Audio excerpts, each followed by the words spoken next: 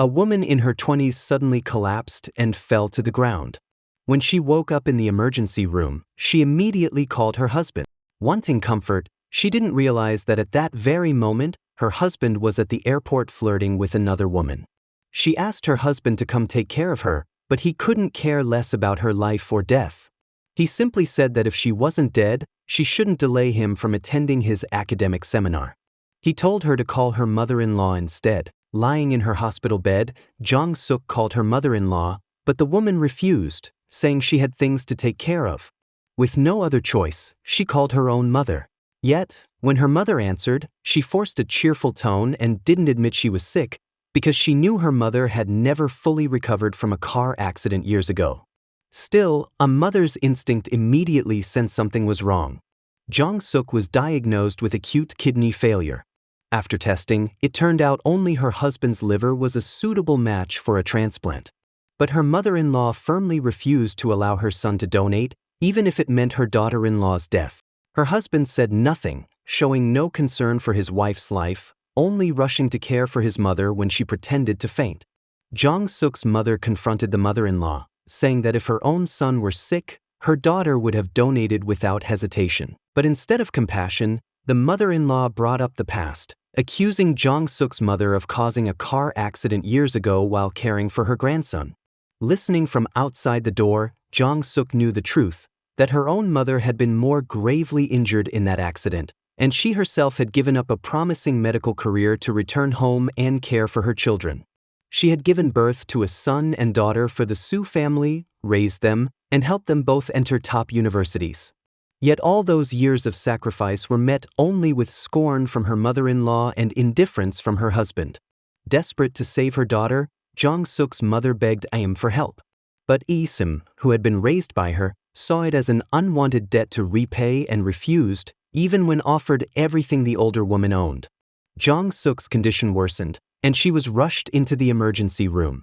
Her children pleaded with their father to donate. After hesitation, he finally knelt before his mother, begging her to allow it.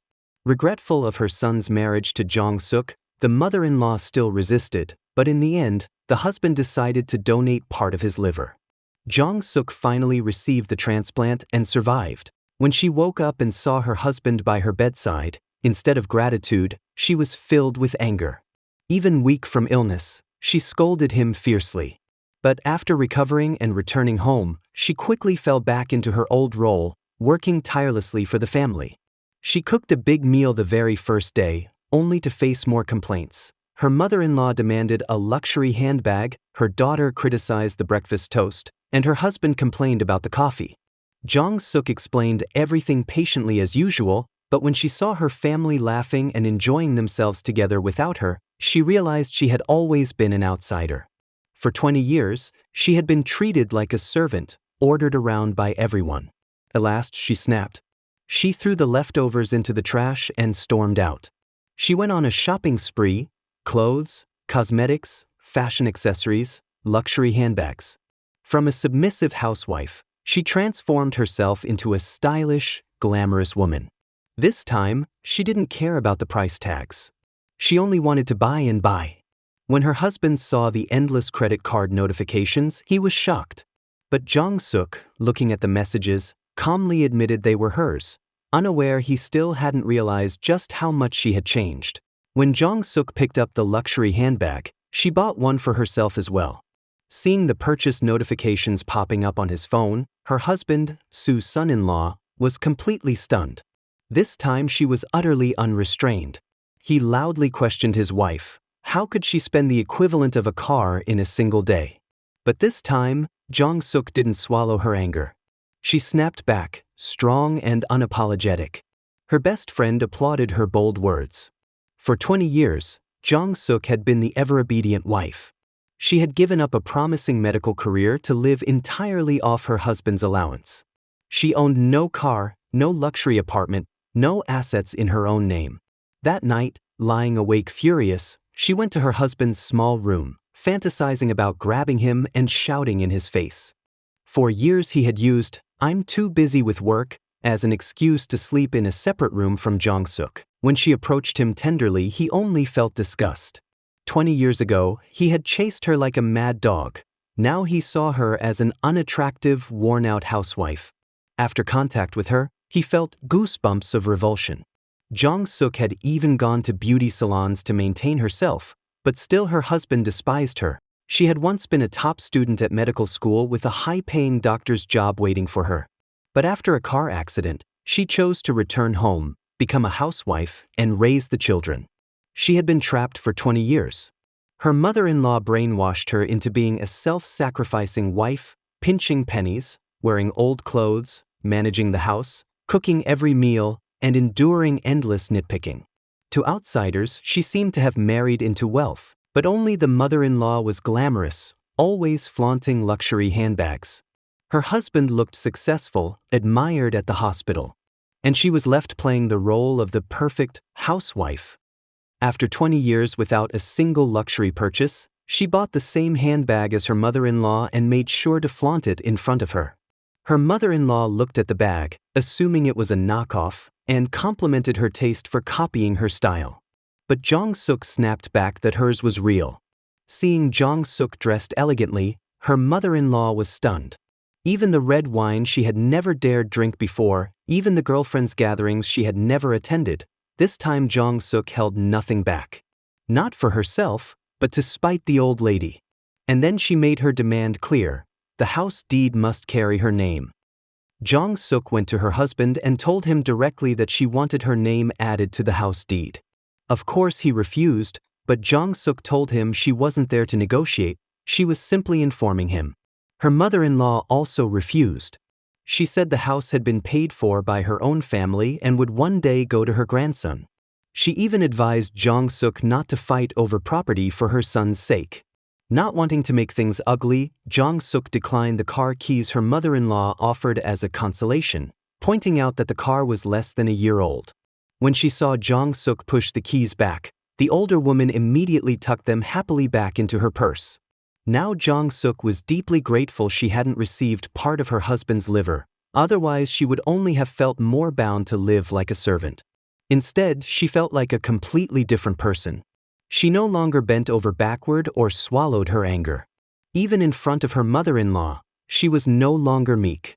The mother-in-law tried to get her son to control his wife, but Jong-suk was no longer the compliant housewife of 20 years. She had changed, not because of her transplant but because she'd finally woken up. Her husband nervously told his mother to stop provoking her. Fresh from her illness, Jong-suk felt lighter and more determined. Her own mother encouraged her to return to her original path, to become once again the brilliant attending physician she had once trained to be. Reflecting on her 20 lost years, Jong-suk realized it had all been because she'd chosen full-time housework. Now she would reclaim her life and her dream of being a doctor. When she announced her decision, her husband sneered, but this time she ignored him. She bought textbooks, began studying again, and despite her age her mind was still sharp.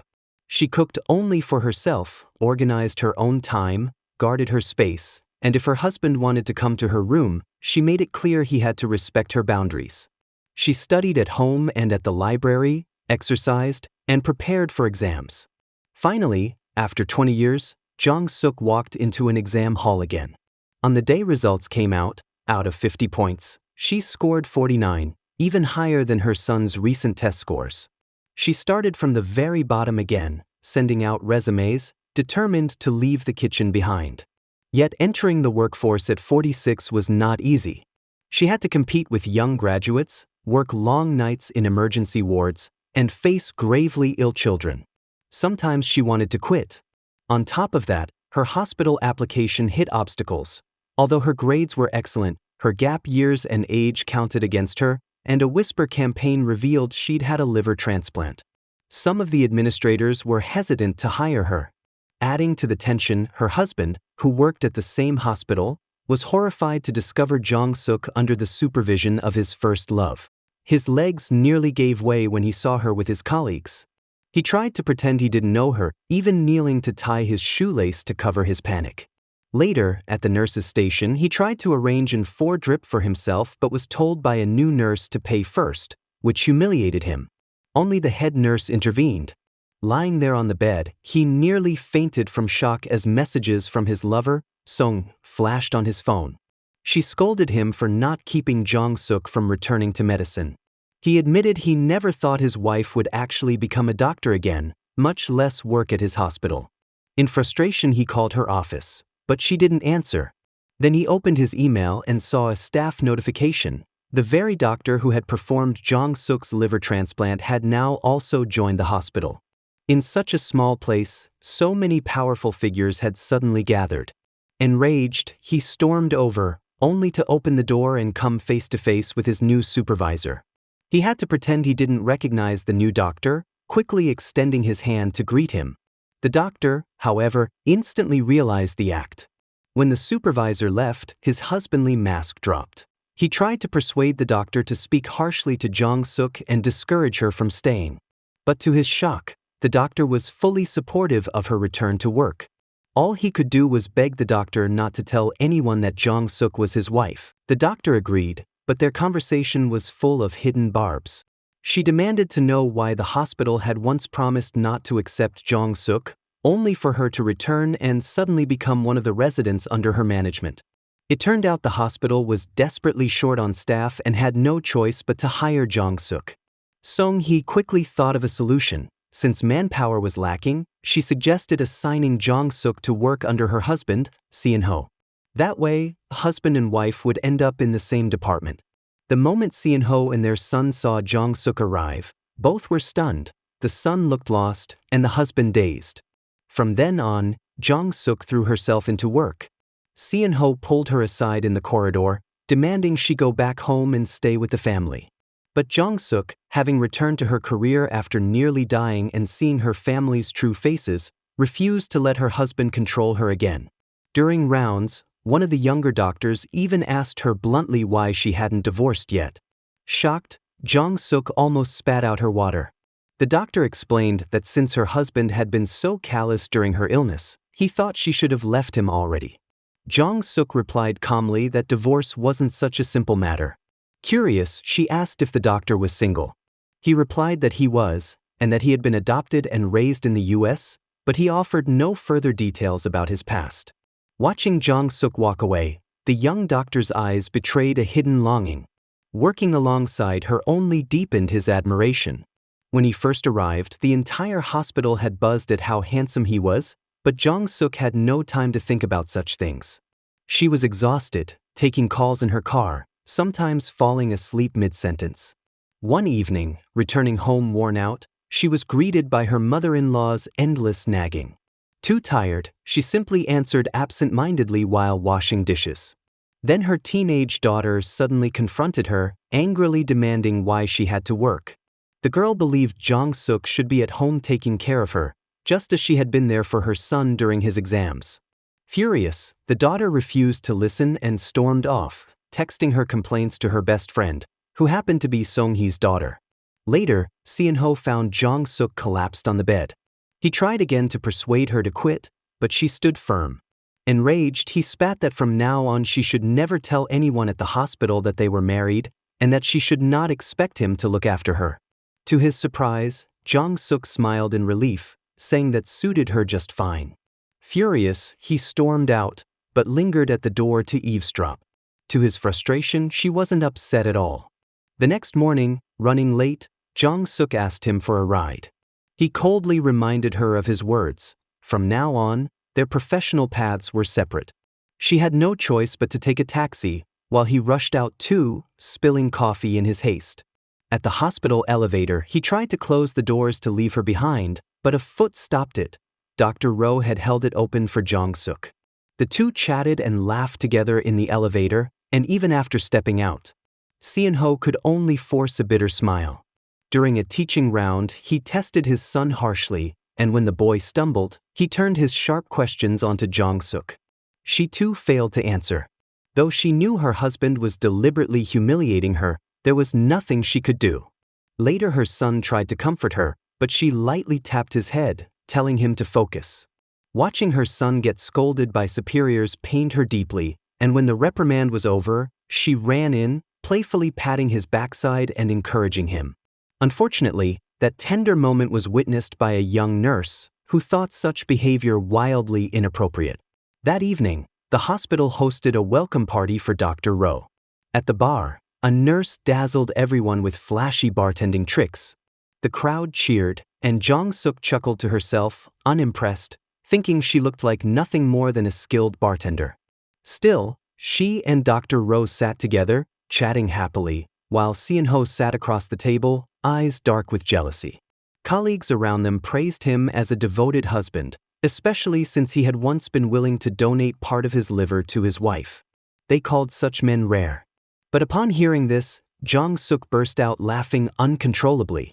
Embarrassed, Seon-ho dragged their son outside, hoping he would persuade her to leave the gathering. To his dismay, their son instead encouraged her to stay and enjoy herself. Seon-ho burned with anger, but swallowed it down. At the dinner gathering, Seon-ho whispered to his son, telling him to keep an eye on his mother and make sure she didn't drink too much. The department chief asked casually about Jong-suk's husband and what he did for a living.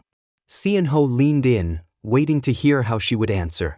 With everyone watching, Jong-suk calmly replied, "My husband is dead." Her words stunned the entire room. The department chief pressed further, asking when her husband had died and whether she still thought of him. Jong-suk laughed lightly and said she had long forgotten. Later, the mood shifted as Dr. Rowe got up to sing, charming the crowd. Then he invited Jong-suk to the stage. To everyone's surprise, she came alive under the spotlight, vibrant, radiant, a completely different woman. Watching from the shadows, Seon-ho could only fidget bitterly with his lighter, hiding his jealousy.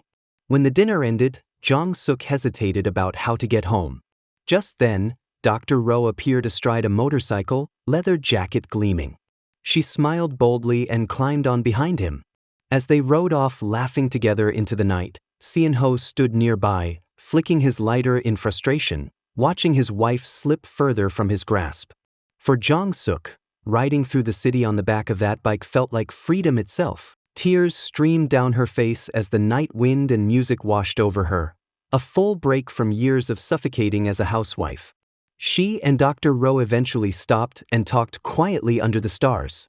Meanwhile, at home, Seon-ho tossed restlessly in bed, replaying her words from the dinner. Rage consumed him.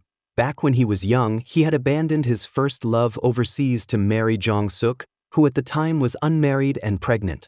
For 20 years she had served him and his family tirelessly, yet he had been willing to let her die. Now, seeing her come alive again, working, laughing, even glowing alongside another man, shook him to his core. The next morning, Jong-suk prepared sushi as a loving breakfast for her son.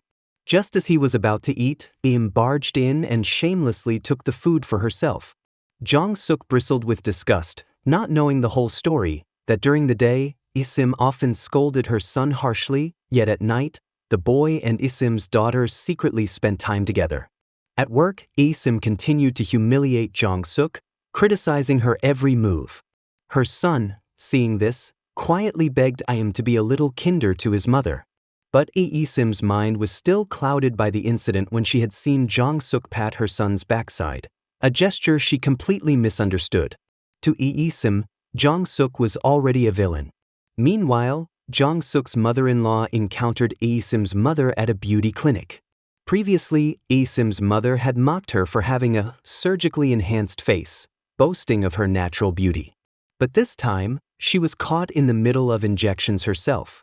Quick-witted, she explained that her grandson had given her a cosmetic package as a birthday gift.